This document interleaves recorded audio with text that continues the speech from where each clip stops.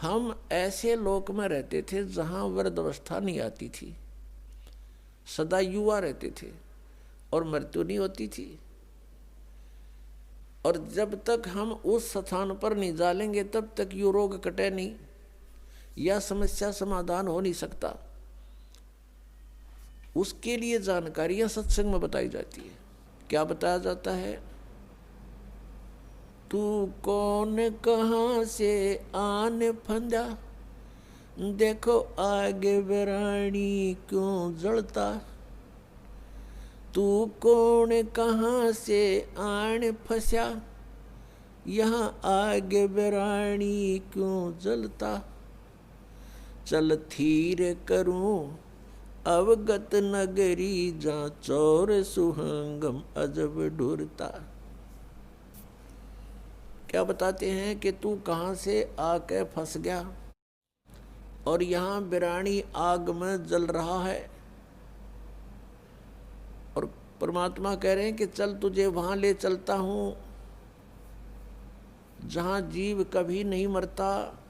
उस लोक में चलो जहां जाने के बाद फिर कभी मृत्यु नहीं होगी। वो सत्यलोक है। सत्यलोक से हम सभी आए हुए हैं। और यहाँ हम कैसे आगे, हमसे कौन सी भूल बनी थी, ये भी परमात्मा ने ही आकर हमें याद दिलाई है। क्योंकि हम जो गलती वहाँ कर चुके थे हम उसको गलती नहीं मान रहे थे। जो हम सतलोक में गलती किया करते थे हमने उस गलती को गलती नहीं माना था। इसलिए हमें आज तक भी ये महसूस नहीं हुआ था कि हमने कौन सी गलती कर दी जो यहाँ दुर्गति हो रही है। तो ये जानकारी आपको सत्संग में बताई जाती है, दी जाती है। और ये ज्ञान जो आपको सुनाया जा रहा है ये परमेश्वर ने स्वयं आकर ही बताया है। पुण्यात्मा, ये अमर कथा जो आपको सुनाई जा रही है ये सत्यनारायण कथा है। और हमने जो कथाएं सुन रखी हैं वो सत्यनारायण कथा नहीं थी। सत्यनारायण का अर्थ होता है सत्यनारायण। सत्य माने अविनाशी, जिसका नाश कभी ना हो, सच्चा भगवान, सच्चा साहिब। हम सत साहिब बोलते हैं उसको।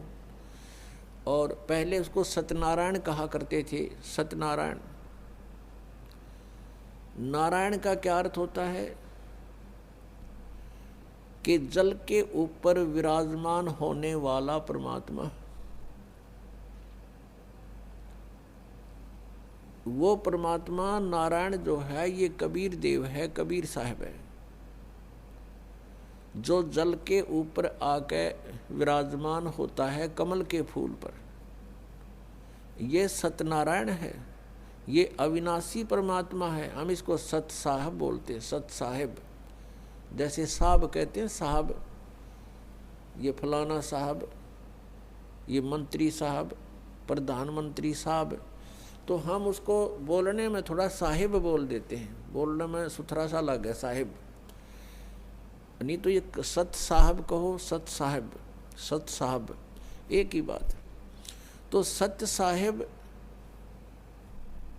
यानी सत्यनारायण भगवान। सत्यनारायण, सत्य माने सच्चा, अविनाशी।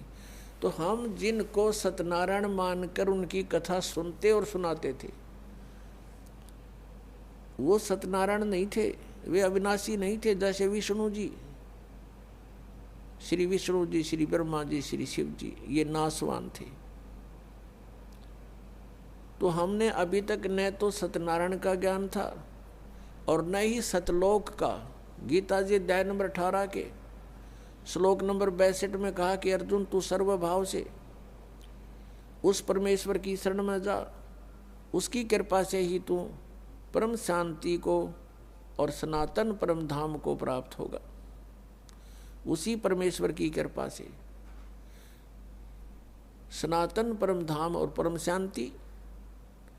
जब तक जन्म मृत्यु है जीव को शांति नहीं हो सकती। क्योंकि इस पृथ्वी पर आप किसी भी जीव को देख लो, किसी को भी चैन नहीं है। हम राजा लोगों को ये समझते थे ये बड़े सुखी हैं, इन जैसा दुखी धरती पर इंसान नहीं। ये सत्कर मान लेना। अब इनके बस की बात नहीं, ये राज ना करें क्योंकि इनके भाग में लिख रखा है, इसकी इनकी किस्मत है, पिछले पुण्य है। उन पुण्यों के प्रतिफल में उनको ये समस्या मिली हुई है। देखो, एक छोटे से परिवार का एक मुखिया होता है जिसमें 5-7 सदस्य होते हैं। उनकी व्यवस्था में वो कितना दुखी रहता है।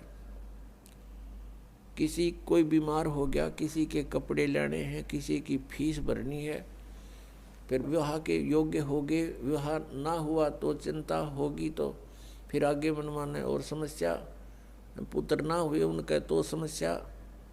तो कहने का भाव ये है, वो एक ही छोटे से परिवार के पोषण में रात को भी सपने में भी दुखी रहता है।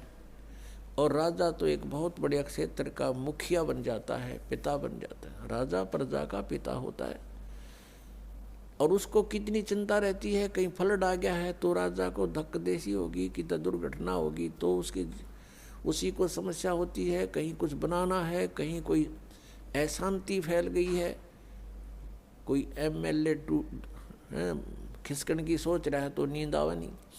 तो यहाँ कहते हैं परमात्मा कि यहाँ शांति नहीं किसी प्राणी को। राजा लोग, निर्धन तो सोचता है धनवान सुखी, धनवान सोचते हैं कि राजा सुखी। राजा सोचता है कि भाई स्वर्ग में बताओ सुख तो वहाँ होगा। ये सत्कर मान लेना आप।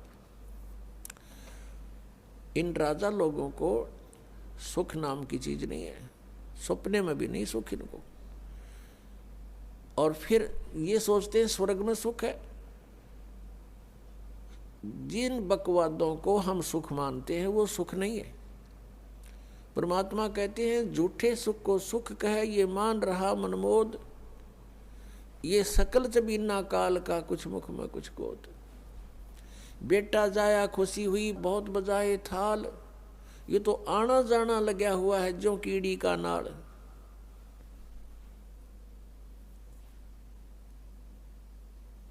अब राजा सोचते हैं कि स्वर्ग में सुख होगा।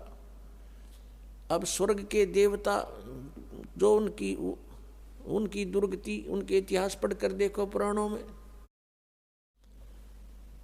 कभी असुर और देवताओं का और सुरों का युद्ध हो गया, राक्षसों का।